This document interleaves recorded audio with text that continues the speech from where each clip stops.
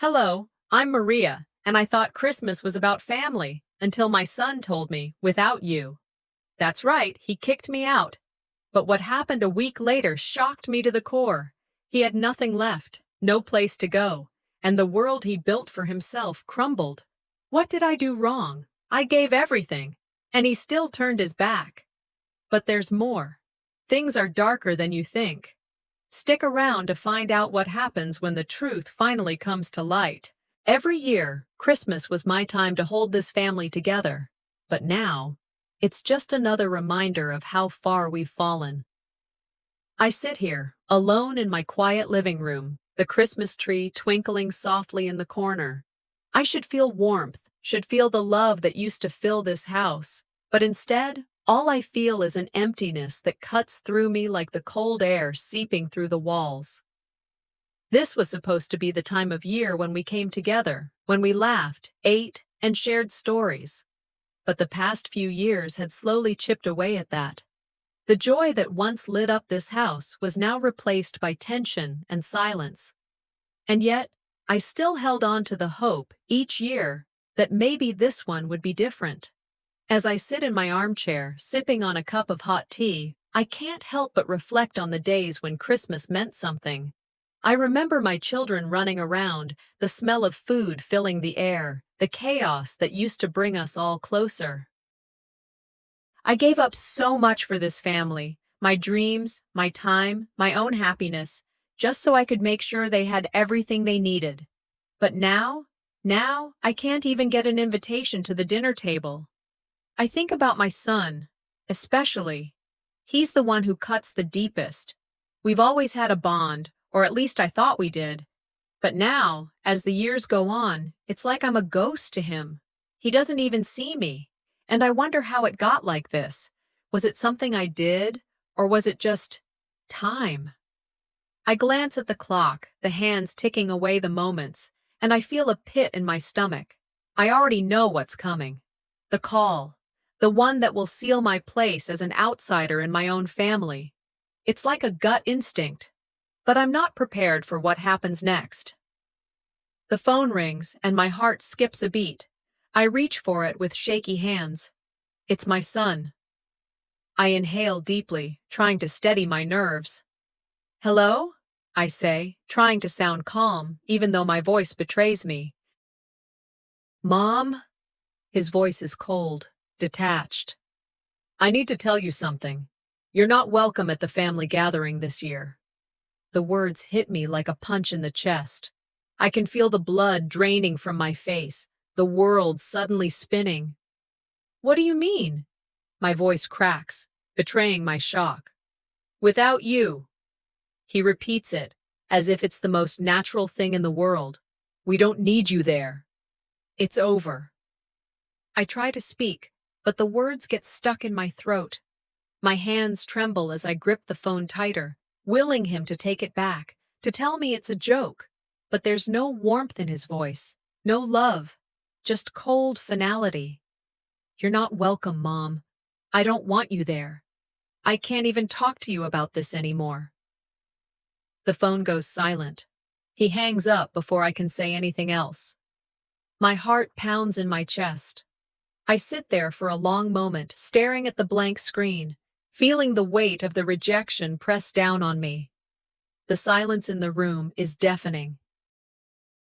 The phone still rests in my hand, as if it's a lifeline, but I know there's nothing left to say. I don't even know how to feel. Numbness washes over me first, like a fog that clouds everything else. And then, the slow burn of betrayal sets in. How could he? After everything I've done for him, for this family, how did it come to this? I glance around the house, at the empty spaces where once there was laughter, the Christmas tree, the decorations, the stockings on the mantel. None of it feels like home anymore. It's all just a reminder of what I've lost. I stand up, feeling a wave of anger rising in me. But it's not just anger at him, it's anger at myself. At how long I've let this happen, at how I let them treat me like I was disposable. I've given so much, sacrificed everything. But it's never enough. and maybe it never will be. I stare at the phone again, hoping, no, wishing that it would ring, that he would call back and apologize, and everything would go back to the way it was. But deep down, I know better. As I hold the phone in my hand, I ask myself, how did we get here? The question lingers, unanswered. I walk to the kitchen, looking for something to distract me from the ache in my chest. I open the refrigerator, but I don't even know what I'm looking for. My mind is foggy, my heart heavy, and then, as I stand there, it hits me. This is the way it's always been, hasn't it? I've been the one to hold everything together, to keep the peace, to make sure they had what they needed. And now I'm the one being cast aside. I feel the bitterness rise in my throat, and I want to scream. But instead, I stand there, feeling the full weight of my son's words sinking in. I try to call him again. Maybe he'll come to his senses. Maybe he'll realize what he's done. But the same coldness greets me. He picks up the phone, hears my voice, and without a word, hangs up again. The finality of it settles into me like a stone sinking in water. It's over. My mind races. Should I try to fix this? Should I beg for their love? No, I'm done. I won't beg anymore. I won't ask for what they're not willing to give. And as I stand there, looking at the phone in my hand, I make a decision. I won't be their doormat any longer. I'm done. I walk to the bedroom, packing my things slowly. It's not about Christmas anymore. It's about reclaiming my dignity. I take a deep breath and tell myself, I've given enough. It's time to give myself a chance. I stand at the door, bags in hand. The decision feels heavy, but it also feels like freedom. I step out into the cold night air, leaving behind everything I've known. And as I take one last look at the house, I know, this is the last Christmas I'll ever be invited to, but maybe it's time to start my own new holiday tradition. 3 days had passed since Christmas, and I found myself sitting alone in my small apartment in the south side of Chicago. The city outside was bustling, but in here, in my apartment, everything felt painfully still. The walls, thin as they were, couldn't even drown out the sounds of the world going on outside. It all felt so distant, like the life I once knew was slipping away, and I couldn't quite catch it. Christmas decorations were still hanging up. Those faded wreaths and string lights that had once filled my house with joy now felt like cruel reminders of the family I had lost. I used to love this time of year, when everything was about family, about love. But now, it only felt like a mockery of what could have been. I sat by the window, staring at the gray sky, watching snowflakes drift down slowly. It was quiet, too quiet. The kind of silence that pressed on your chest, making it hard to breathe. My thoughts kept returning to what my son had said, his words still echoing in my mind. Without you. How had things gotten like this? How had I allowed myself to be so invisible?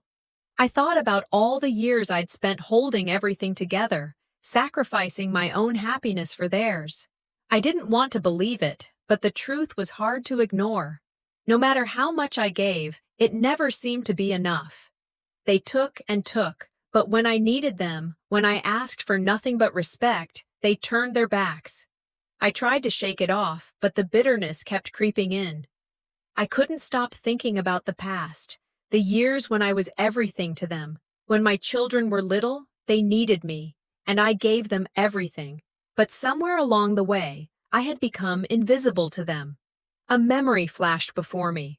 I recalled a conversation I'd had with my daughter a few years ago. She had said something offhand about how everyone just expects mom to do everything. It stung at the time, but I brushed it off. I thought maybe she was just going through something, that things would get better. But now, I wonder if I should have seen the signs sooner. I sigh and lean back, looking at the room around me. The furniture is old, the paint on the walls chipped. But it's my space now. It's small, but it's mine. The first time I stepped into this place, I thought it would be temporary, just a place to rest until things got better with my family. But here I am, still sitting in it, 3 days after Christmas, trying to figure out how to move forward. There's a part of me that still loves my children, despite everything. But that love feels strained. It's harder now. I held everything together for so long, and yet, it's as if none of it mattered. How did I let myself slip into this silence? I think to myself. The sound of my phone ringing pulls me from my thoughts. It's my son's name on the screen. I hesitate for a moment, unsure if I should pick up. But I do. The moment I hear his voice, I brace myself for whatever comes next. "Mom," he says, his tone flat, almost rehearsed. "I just wanted to check in." I can't tell if he's being genuine or if he's just trying to manipulate me. He sounds distant, like he's speaking through a wall. "I don't need you to check in," I reply, my voice steadier than I feel. "You made it clear what you want from me." There's a long pause.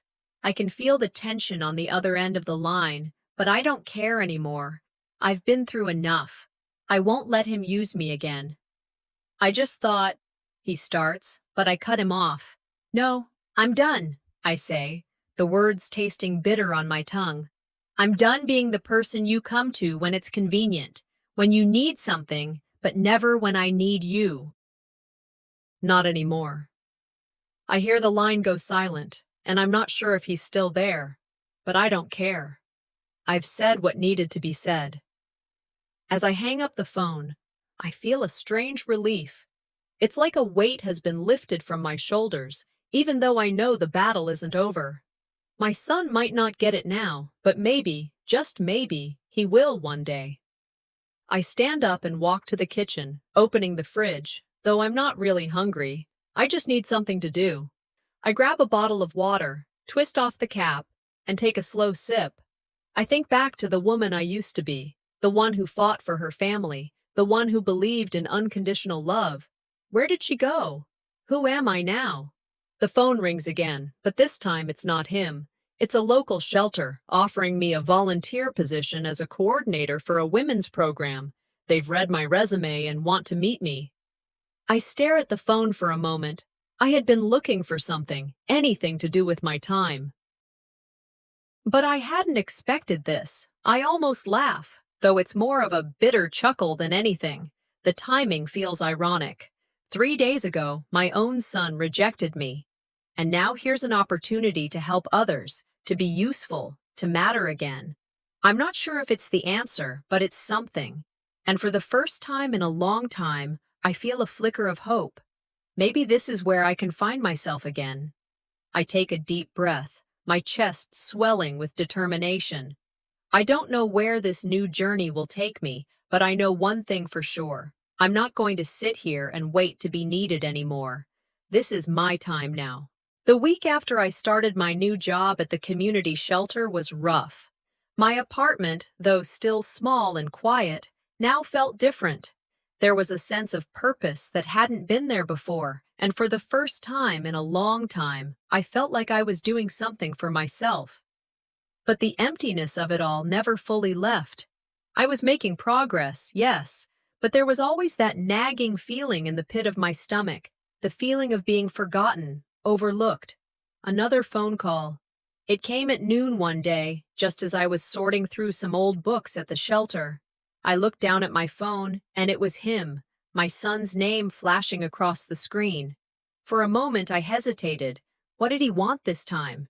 I answered the call, my heart already heavy. "Hello? Mom?" His voice was as flat as it had been before. "We need your help." My gut twisted. I could already tell where this was going. I didn't wait for him to finish. "What do you need now?" I asked, trying to keep my voice steady. "We're behind on rent again," he said, and I could almost hear the entitlement in his voice. "If you could just help us out one more time, it'd make a huge difference."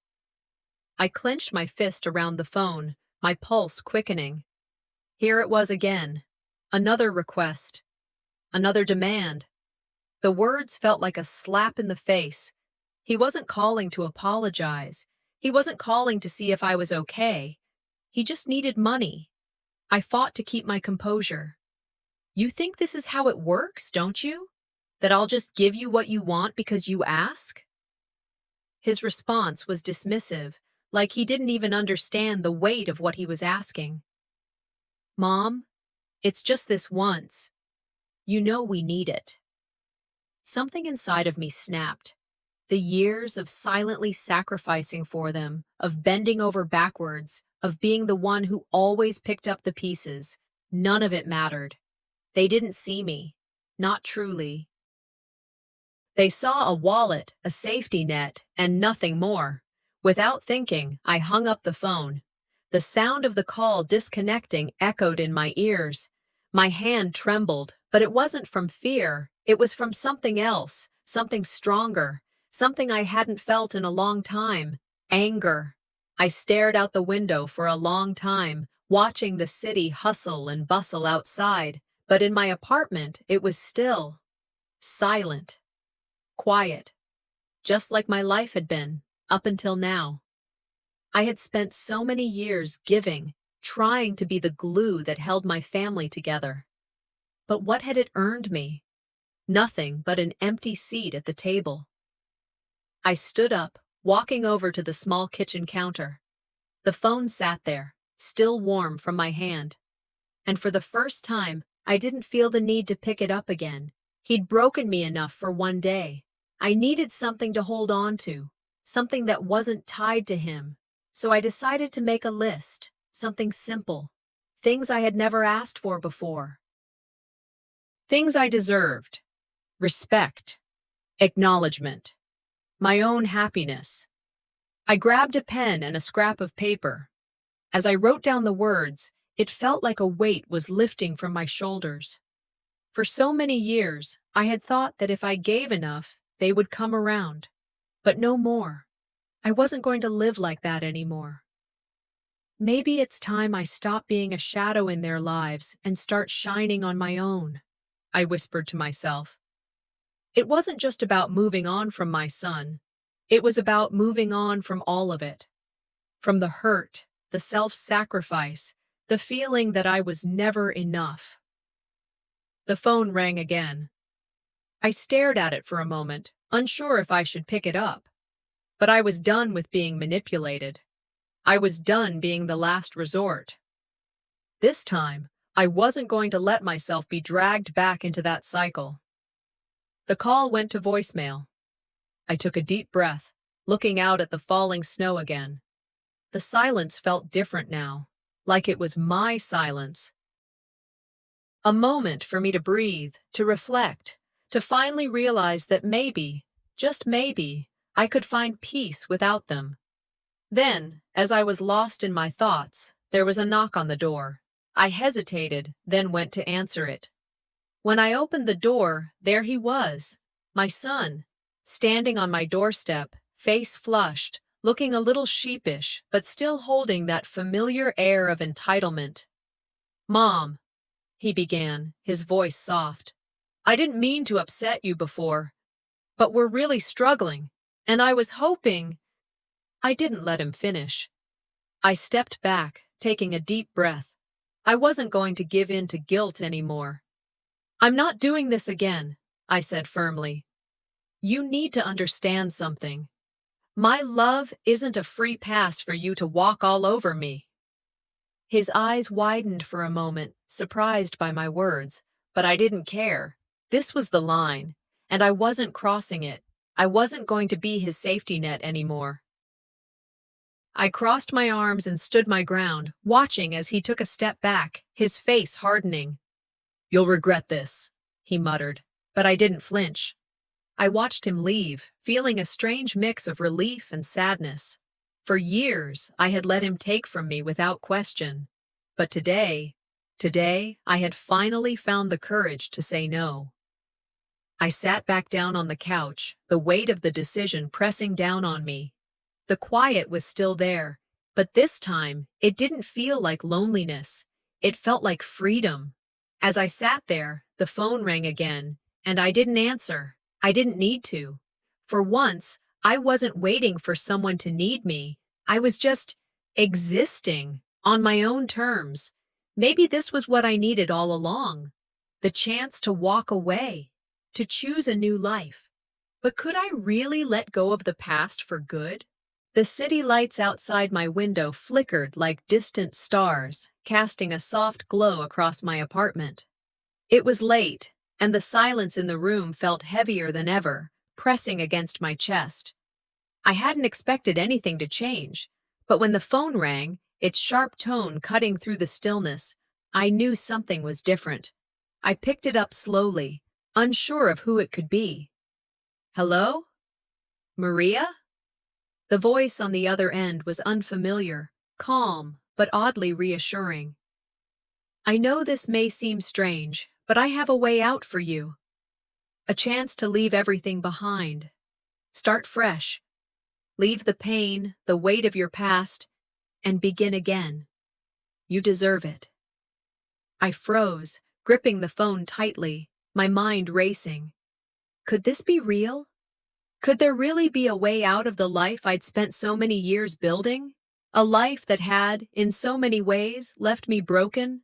I didn't know who this person was, but I could hear the certainty in their voice. A fresh start. I could almost feel the weight lifting just at the thought, but then the guilt crept in. I had spent so many years tied to my family, to my children. Could I really walk away from everything? From them? I closed my eyes and let the silence fill the space between us for a moment. My mind wandered back to the many decisions I had made before, each one leading me here. I had left my career behind to raise my children, sacrificed my own happiness time and time again for the sake of others. Was this really any different? Would leaving now be just another form of abandoning those who needed me? Maybe it's time, I whispered to myself, the words heavy with doubt. Maybe the past has its hold on me, but I can't let it shape my future anymore. The voice on the other end continued, You don't need to make a decision now, but think about it. The chance to start over is right in front of you. You don't need to keep carrying this burden. My fingers tightened around the phone. The offer hung there in the air, impossible to ignore. But could I take it? Could I actually leave my family, my home, everything I knew, for something that was unknown? Something that might not even work out? I ended the call without saying anything more. My mind was a whirlwind, but I knew one thing for sure. This was a crossroads, and it was up to me to choose which road I would take. The next morning, I was left alone with my thoughts. The weight of the decision pressed down on me as I sat at the small kitchen table, staring at the empty space around me. It was quiet again, too quiet. The echo of my son's last visit still rang in my ears, the anger, the disappointment in his eyes, the guilt he tried to heap onto my shoulders. I thought about the call, the offer of a new life, and I couldn't help but feel torn. The thought of walking away from everything I knew was terrifying. But the thought of staying, continuing to endure the constant disrespect, the emotional drain, seemed worse. As I sat there, lost in my thoughts, the phone rang again. My heart sank when I saw it was him, my son. "Mom, we need to talk," he said, his voice flat, detached. "You can't just ignore me like this." I could hear the familiar tone, the entitlement that still lingered in his voice. "You don't get it, do you?" I snapped. "I've done enough. I've been your crutch for so long, but I'm not your safety net anymore. You need to stand on your own 2 feet. I can't carry you anymore." His silence on the other end was deafening. For a moment, I thought he would say something, but he didn't. I wasn't sure if he was shocked or if he simply didn't have a response. Either way, I knew one thing for certain. I wasn't going to be manipulated anymore. As the call ended, I felt a wave of both anger and relief. The tension that had been building inside me for so long finally had a release. I had taken a stand. For once, I wasn't going to put his needs ahead of my own. I looked out the window at the falling snow, the flakes drifting lazily to the ground, and I realized something. I had been living my life for everyone else, for my children, my family, never once stopping to ask myself what I wanted. It was time for that to change. I stood up and walked to my closet. Slowly, I began packing my things. I didn't know where I was going, but I knew I couldn't stay in this place anymore. I couldn't keep living in the shadows of my past. I pulled out the picture of my late husband, the one I'd kept for years, and placed it in a box. As I did, something shifted inside me. It wasn't just about moving on from my son. It was about moving on from everything that had held me back. I've lived for everyone else for so long. Now it's time to live for me, I said softly, almost to myself. There was a part of me that still hesitated, a part of me that was scared of leaving everything behind. But I couldn't stay trapped in the past any longer. I had to move forward, even if it meant facing the unknown. As I packed the last of my things, there was a knock at the door. I stopped, my heart racing. Who could it be now? I opened the door to find a letter. I took it from the doorstep, feeling a mix of curiosity and dread. When I opened it, I found an invitation to a community program that could help people like me start fresh. The letter promised a new beginning, if I was willing to take it. The catch: I had to decide immediately. There was no turning back. I stood there for a moment, holding the letter in my hands. This could be the chance I'd been waiting for. But could I really let go of everything I knew? Could I leave my past behind completely and trust that the future would be different? I didn't know the answer yet. But for the first time in a long time, I felt like I had a choice. I stood in front of my apartment window, staring out at the cold city streets below. The faint glow from the streetlights barely lit the way, and the snowflakes drifted slowly down, as if time had slowed with the season. The invitation to the community program sat on the table behind me, a simple piece of paper that held the power to change everything. My mind raced, and I couldn't stop the questions from flooding in. Could I really leave everything I knew behind? Was it even possible to start over at my age? The very idea of walking away from my family, my past, was it reckless? Or was it the only way I could finally find peace? I felt the weight of the decision pressing against my chest, suffocating me with its gravity. I thought of the life I'd built, the sacrifices I'd made, sacrifices that seemed to have never been enough. For so long, I'd given everything to my family, thinking that love and duty were enough to hold us together. But in the end, it was just me, alone with my thoughts, questioning my own worth. How had I let it get to this point? I thought about my son and his words, the anger, the frustration, the betrayal. Could I just walk away from him? Could I turn my back on the family I'd poured my heart into for so many years? The thought of failing, of losing my family forever, clawed at my insides. I could almost hear my son's voice again, accusing me of abandoning him when he needed me most. But the truth was, I had always been there. I had given everything I had, but somehow it was never enough for him. Was I supposed to keep sacrificing myself, my happiness, for a love that only ever took and never gave back? What if I fail? I whispered to the empty apartment, my voice trembling. What if I leave, and it's worse than staying? But then, another thought came rushing in. What if this was my chance? What if the only way to reclaim my life was to step into the unknown? To leave the past behind and finally live for myself?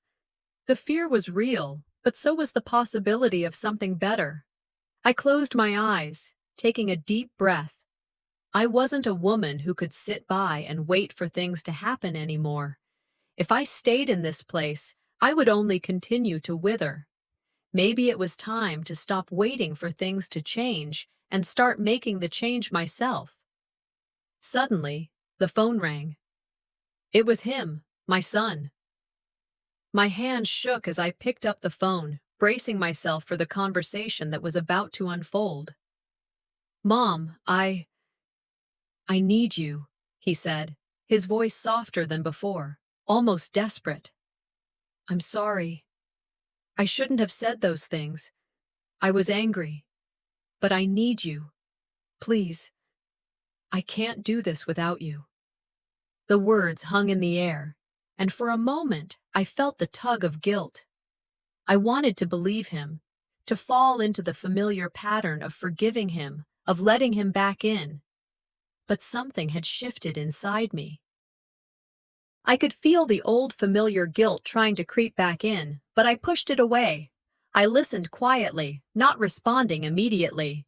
His apology sounded genuine, but how many times had I heard this before? How many times had I forgiven him, only to find myself in the same position, hurt and alone? "Words are easy," I finally said, my voice steady. "It's actions that speak the loudest." I could hear him on the other end, waiting for me to say more, but I couldn't. I couldn't let myself fall back into the same trap. Not this time. "I need time, son," I continued, my words deliberate. "You need to show me you're ready to take responsibility for your own life. I can't keep being your safety net." His silence was almost deafening. I could feel his frustration, his anger, but I didn't back down. This was the boundary I needed to set. I wasn't going to let him manipulate me anymore. "I have to go," I said, and hung up the phone. For a long time, I just stood there, the phone in my hand, the words we'd exchanged still hanging in the air. My heart was heavy, but there was a sense of relief, too. I had finally taken a stand for myself. I wasn't going to keep being his mother in a way that drained me, that left me empty. The rest of the day passed in a blur. I couldn't stop thinking about the phone call, the weight of my decision, and the invitation that still lay on the table. The thought of leaving was daunting, but the thought of staying was suffocating. By evening, I had packed most of my things. The apartment felt quieter than ever, each piece of furniture reminding me of the life I was about to leave behind. I picked up the picture of my late husband and stared at it for a long time. He had always told me, "You give too much, Maria. People will take until you have nothing left." At the time, I hadn't really listened, but now those words rang in my ears. I gently placed the picture in a box, knowing that it was time to move on, to stop being the woman who only gave and never asked for anything in return, to stop living for others and finally live for me. I walked over to the window, looking out at the city. The snow had stopped falling, but the cold still lingered in the air. The weight of my decision hung heavy, but for the first time in a long while, I felt lighter. I wasn't sure where this new path would take me, but I knew it was the only way forward. I picked up the phone and dialed the number for the community program. "I'm ready," I said when the representative answered. "I want to make this change. I'm ready to leave the past behind." For the first time in years, I felt like I was making a choice that was entirely mine, and that made all the difference. The cab came to a slow stop in front of the worn-down apartment building that had been the backdrop to so many years of sacrifice. The city around me buzzed with activity, people rushing in all directions, but I felt completely detached from it all. It was as if the world had moved on while I remained stuck in a moment that refused to let me go. I stared at the building's faded brick facade, feeling a heavy weight in my chest. My son's message still echoed in my mind, replaying over and over. "Mom, I need you. Please." The words were desperate, pleading, and for a moment they made me hesitate. What kind of mother could I be if I turned my back on him now? But hadn't I already given him everything? How could I walk away from the chance to start something new? The cab driver glanced at me through the rearview mirror, breaking my thoughts. You sure you want to do this? He asked, his voice gruff but kind. I nodded slowly, even though I wasn't sure of anything. The life I had been dreaming of was just within reach, yet here I was, pulled back into the same old pattern, my past calling me with a voice I couldn't ignore. Was it selfish to walk away now? Flashbacks hit me like waves. Every sacrifice I'd made, working double shifts, putting my family's needs before my own, always led back to this. No gratitude. Just the weight of responsibilities I never asked for but always accepted. I thought back to my son's behavior, his refusal to take responsibility for his own life, time and time again. But now, with him reaching out like this, I couldn't help but wonder if it was different this time. Maybe this time he really needed me. But I wasn't sure. Was I just a crutch for him? Or was he genuinely asking for help? The internal battle raged within me as I sat there, staring out of the cab window. My hands gripped my purse tightly, my nails digging into the leather. I wasn't sure if I was making the right choice, but one thing was clear. I wasn't the same person I had been.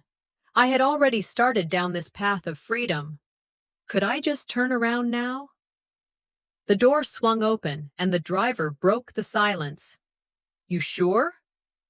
I didn't answer right away. I needed more time. But I knew there was no more time. I told him to pull over.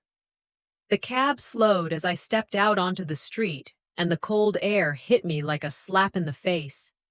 It was a stark reminder that life outside this apartment would never be the same. I had come here to face something, but what I was really confronting was my own fear of letting go. As I walked toward the building, I couldn't help but notice how different it all looked now. The once vibrant colors had faded, the paint chipped and peeling. The people milling around outside, many of them younger, seemed lost in their own struggles, just like I had been not long ago. I stood for a moment, watching a group of women chatting nearby, their laughter a bit too loud, their eyes too tired. They didn't seem to care about the world around them, just getting by day to day. They reminded me of myself, not too long ago. Is this what my son had become? Had he been swallowed up by the very cycle I had warned him about? I shook my head. This wasn't about him anymore. I couldn't keep sacrificing for someone who refused to fight for themselves, but that didn't mean I could just turn away either. Could I help him without losing myself in the process? Maybe I can help him, but can I also help myself first? I thought as I walked through the building's front door. The hallways smelled of old wood and forgotten memories. My heart raced with each step, but my feet carried me forward. Inside, my son was pacing. His face was drawn, his eyes wide with desperation. When he saw me, he rushed over, almost stumbling in his haste. "Mom," he said, his voice cracking. "I've been lost. I need you. I need you now more than ever." I looked at him, but I didn't see the little boy who once needed me. I saw a grown man, still seeking the comfort I'd always given, still running from his own responsibility. My heart clenched, but I didn't let it overwhelm me this time. "I can't do this anymore," I said, my voice steady but firm. "I've been your safety net for too long. I've spent my whole life fixing your problems, and it's never been enough. You need to learn to stand on your own." He looked at me, shocked, his mouth opening and closing, but no words came. I could see the anger in his eyes, the resentment bubbling just beneath the surface. He wanted to scream at me, to accuse me of abandoning him. But this time, I wasn't afraid. "I can't be your crutch anymore," I said, my words cutting through the air. "I'm done being your fallback. I'm here for you, but not in this way. You need to grow up.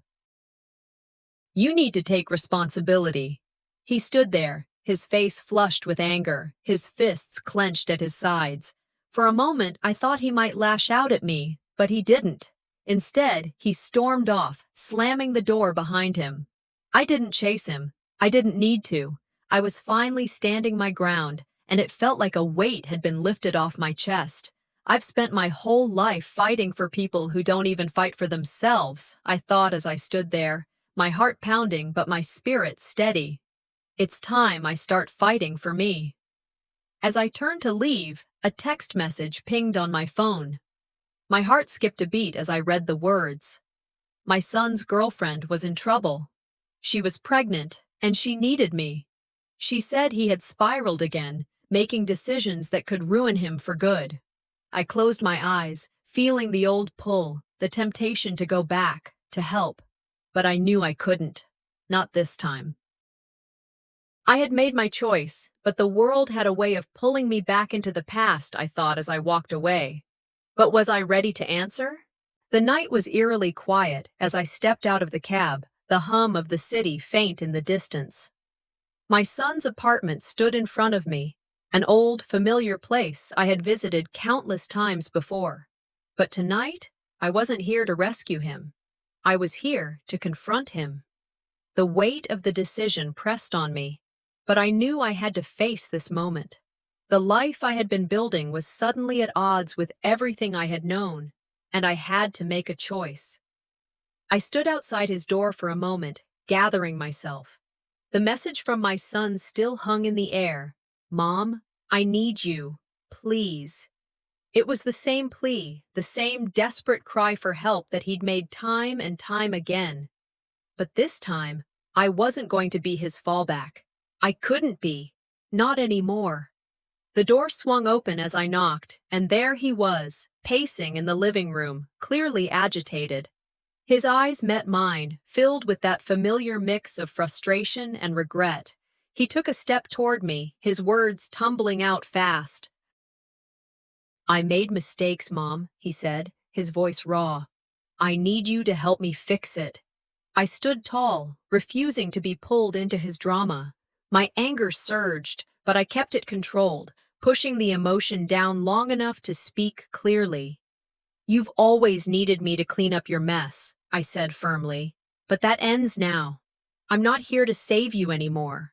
His face twisted, the frustration turning into disbelief. His lips parted, and for a moment he said nothing.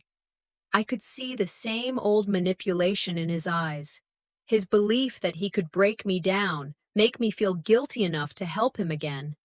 But I wasn't falling for it this time. I took a deep breath, letting my anger boil to the surface. I've given everything for you, but it's never enough, is it? I continued. Every time you fall, I pick you up. But that stops right here, right now. The words felt bitter coming out of my mouth, but they were true.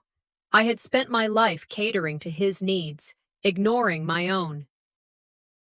And now, it was time for him to face the consequences of his actions. Flashbacks flooded my mind. The sleepless nights, the long hours I worked just to make ends meet, the countless sacrifices I made for my children. But every time, every single time, it was never enough for him. It wasn't enough for my husband either.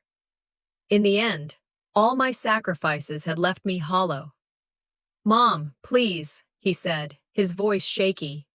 You don't understand. I need you now more than ever. His words stung, but I stood firm. This time, I wasn't the weak, tired woman who had been his caretaker. This time, I was someone different. Someone who wasn't going to play the martyr anymore. You've never learned responsibility. Every time you hit rock bottom, you turn to me. But this time, I'm saying no. His face twisted in anger. You never cared. If you cared, you'd help me now. It was like a knife in my chest. But it didn't break me. I had heard it all before. His emotional blackmail wasn't going to work. I stared him down, unwavering. You've never learned to stand on your own 2 feet because I was always there to catch you. But I'm done being your crutch. I'm done being your fallback. I'm here for you, but I can't be the person you run to every time life gets hard. He slammed his fist against the table, his face flushed with rage. "You're selfish! You're abandoning me when I need you most!" I stood there, my heart pounding, my hands clenched at my sides. I wasn't about to back down, not now. "You want to talk about selfish?" I snapped. "You've been selfish your whole life, always expecting me to pick up the pieces while you let your life fall apart. I can't fix you anymore." He turned away from me, storming toward the door. I could feel the tears starting to well up in my eyes, not from sadness, but from the sheer weight of this moment. For the first time in years, I was standing my ground. "I'm done," I whispered under my breath. "I'm done being your safety net." The silence between us was deafening as he left the room, slamming the door behind him. I stood there, letting the quiet settle over me. It was like the world had shifted, and for the first time in a long time, I could breathe. As I walked toward the door, the finality of it all settled in. This wasn't just about him anymore. It was about me. It was about reclaiming my life. I stepped into the cold night air, the weight of his manipulation finally lifting from my shoulders. Each step I took felt lighter, like I was walking away from a burden I had carried far too long. For years, I had let his mistakes shape my life, but not anymore. Now, I was in control of my own destiny. I had made my choice, and for the first time in years, I felt a sense of freedom. I climbed into my car, letting out a long breath. The tension that had been coiled tight inside of me slowly began to ease. I was free. As I pulled out of the parking lot, a text message pinged on my phone. It was from the community program I had applied to. It confirmed my acceptance, but then, right below it, was another text, this time from my daughter. "He's about to make a huge mistake. He needs you now more than ever." I read the message and felt a pang of doubt. The world had a way of pulling you back in, no matter how hard you tried to move forward. I glanced in the rearview mirror, wondering if I could truly let go of the past for good. The decision had been clear, but the consequences were far from simple. The morning light filtered softly through the blinds, casting a warm glow over the quiet apartment. I sat at the kitchen table, the text from my daughter still fresh in my mind. "He's about to make a huge mistake. He needs you now more than ever." The weight of the words hung in the air, filling the space between me and the decision I had to make. The community program had called last night, offering me a chance to leave all of this behind, to start fresh, to reclaim my life. But there was a catch. To accept their offer, I had to leave my son and everything I knew. I thought about the sacrifices I had made for my family over the years, the late nights, the silent tears, the pieces of myself I'd given away, expecting nothing in return.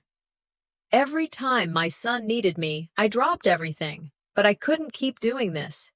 Every time I went back to help him, I lost a part of myself. I remembered the woman I used to be, the one with dreams and aspirations before I became just a mother, a caretaker. How did I get here, stuck in this loop of giving, without ever receiving? The decision was heavy, but the answer was clear. My son had to face the consequences of his actions. I couldn't keep saving him. Not anymore. I took a deep breath and picked up my phone. It was time to make the call. His voice cracked when he answered. "Mom, why are you doing this to me? I'm begging you. Don't leave now, not when I need you most." I closed my eyes for a moment, collecting myself. I could hear the desperation in his voice, but it didn't shake me this time. "You need to face your consequences, son," I said, my voice calm but firm. "I can't fix you anymore. You need to figure this out on your own." I could feel the anger in his words as they flew at me. "You never cared. You always just left me to deal with everything myself. I need you now, and you're abandoning me." It stung, but I didn't back down. I had given him my entire life, but he never learned. He never took responsibility for his own mistakes, and I was done. "I've spent a lifetime caring for you," I said, my voice steady, "but I can't sacrifice my own life for yours any longer. I'm done."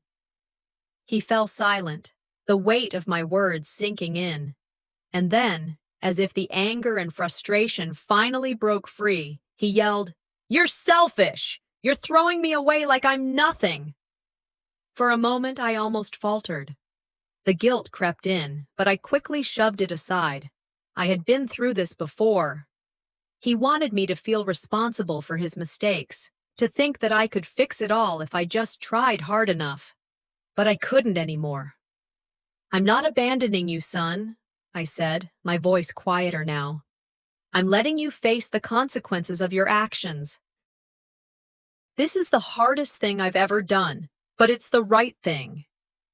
He hung up, and the silence that followed was suffocating. I stood there, holding the phone, feeling the weight of the conversation pressing on me. My son was angry, and he would never understand why I was doing this. But it didn't matter. I had made my choice, and now it was time to move on. I walked to the window and looked out at the clear sky. For the first time in a long while, I felt a sense of clarity. The guilt, the anger, the responsibility, everything that had been weighing me down seemed to lift, just a little. This was my moment. For the first time in years, I was free. Free from the guilt, the demands, the never-ending need to save someone who didn't want to be saved. I took a deep breath, turned around, and began packing my things. It was symbolic, almost. Each item I folded into the suitcase felt like a piece of the past I was finally letting go. A part of me was scared, but another part, one that had been dormant for far too long, was excited. The phone rang again. It was my daughter. "Mom, please," she pleaded, her voice desperate. "You can't leave him like this. He's spiraling, and if you walk away, you'll never be able to fix it." I closed my eyes, taking a deep breath before answering. "I can't keep enabling him. He needs to learn to stand on his own." There was a long pause. "Mom, you don't understand. If you leave now, you'll be abandoning him forever." I felt the weight of her words, but I knew in my heart that this was the only way for him to grow. I wasn't doing this to hurt him. I was doing this to help him, even if he couldn't see it. "I'm not abandoning him," I said softly, my voice steady. "I'm giving him the space to take responsibility for his life." The line went quiet. I could feel the grief in my chest, but I knew I was doing the right thing. My son had to face his consequences, and I couldn't keep sacrificing my life for his mistakes. I finished packing the last of my things and grabbed my suitcase. It was time to leave. As I walked out the door, the sun was setting, casting a soft glow over the horizon. The future was waiting, and I was finally ready to face it. The phone buzzed in my pocket, and I pulled it out, seeing an unknown number on the screen. I hesitated for a moment before answering. "Maria," the voice on the other end said, "it's not too late to come back. You think you're making the right choice, but there are things you don't know." My heart raced as the words hit me like a punch in the stomach. My thoughts spun, but I pushed them aside. I couldn't go back now. I had come too far. I gripped the steering wheel and took a deep breath, trying to steady myself. I couldn't go back, not now. But as the road stretched ahead of me, I couldn't shake the feeling that something, or someone, was waiting for me at the end. The morning was quiet, a soft light spilling through the curtains as I sat on the edge of my couch. The phone in my hand felt heavier than usual, the message from last night still fresh in my mind. The cryptic words seemed to echo in my head. "You think you've made your choice, but there's something you don't know. There are consequences." My heart raced. The message was unsettling, and I wasn't sure if it was a threat or yet another manipulation. Had I made the right choice by leaving my son? Part of me wanted to turn back, to go back to the life I knew, one where I was always there to fix his mistakes. But deep down, I knew I couldn't. I couldn't keep living like that. This was my chance to finally break free. But could I really leave everything behind? The weight of the decision pressed on me, the uncertainty thick in the air. I looked at the phone again, wondering if I should call him, ask for clarification, but I knew I had to confront this on my own. I let the phone fall onto the table. I couldn't keep second-guessing myself. It was time to face the truth, whatever it was. The phone rang unexpectedly. I picked it up, startled. It was an old friend, someone I hadn't spoken to in years. "Maria," she said, her voice shaky. "I need to talk to you. I know what's going on. That message you got last night, it's from someone you thought was long gone." A chill ran through me. I put the phone to my ear, trying to steady myself. "What are you talking about?" I asked, my voice low. "This person, Maria. They've been watching you, watching your family. They've been pulling the strings behind the scenes for years. And now, they want you back." My breath caught. I felt the ground beneath me shift as the weight of those words settled in. "Who?" I managed to say. The name hit me like a slap to the face. Someone I thought I had left behind. Someone who had been a part of the pain I'd endured. Someone I had trusted once. Memories flooded back. Betrayal, secrets, lies. I thought I had let go of all that, but it was never really gone, was it? It had been lurking in the shadows, watching, waiting. I had been manipulated once again. I felt the anger surge inside me. I squeezed the phone tighter, my grip tightening with each passing second. "Why now?" I asked, barely able to control the tremble in my voice. "They've been using you, Maria, all this time. They want you back in their control, but you don't have to go back to that. You don't have to play their game anymore." Her words hit hard, and I realized, with a painful clarity, that the past I thought I had escaped was never really gone. It had been quietly simmering under the surface, waiting for its moment to rear its ugly head. I had to make a choice. I couldn't keep running from my past, but I also couldn't let it define me any longer. "I'm done," I said, my voice strong. "I'm not going back. Not this time. I won't be anyone's pawn anymore." I hung up the phone, letting out a breath I didn't realize I was holding. For the first time in a long time, I felt a sense of control. I was finally standing up for myself. I wasn't going to let anyone else manipulate me, not anymore. The decision was final. The past could no longer control me. I packed my things, each movement deliberate. Each item I placed in the bag was a step closer to my freedom. My thoughts raced as I folded clothes, each memory more distant than the last. The house, the life I was leaving behind, everything I had fought for, everything I had sacrificed, it all felt like it belonged to someone else now. As I closed the suitcase, my phone buzzed again. I hesitated before looking at it. It was a message from my daughter. "Mom, please, you can't leave. He's making another mistake, and if you walk away now, it's over. You'll never be able to fix it." The weight of her words hung heavy in the room, but I knew deep down that this was the right thing. It was time for him to face his mistakes, to stand on his own. I couldn't keep carrying him. "I can't do this anymore," I texted back. "He has to take responsibility for his own life." I didn't expect her to understand, but I hoped she would, eventually. I hoped that one day she would see the strength in what I was doing. I picked up my keys and walked to the door. This was it. I was leaving. The road stretched ahead of me, and for the first time I felt a sense of peace. I was free. Free from the guilt, the manipulation, the weight of my past decisions. But as I pulled onto the highway, my phone buzzed again. It was from an unknown number.